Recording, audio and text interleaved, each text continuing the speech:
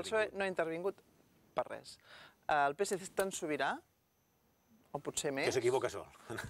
O potser més que ho és Convergència i Unió d'Esquerra Republicana. Que ningú en tingui cap dubte. El PSC està pel dret a decidir, i tant, sí, però no en aquest cas aquest, d'aquesta manera i tal com s'ha plantejat.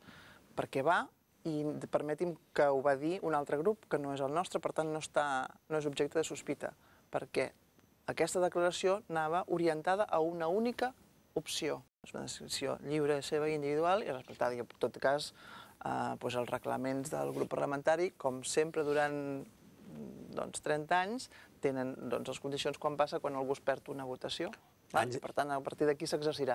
I a partir d'aquí, la direcció del grup i sobretot la d'executiva del Partit Socialista acabarà de prenent les decisions, que és, com sempre, sumar.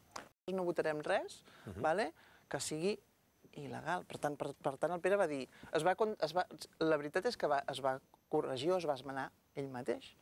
Va dir això la primera... També es va estrenar, també hem d'entendre el dret a estrenar-se.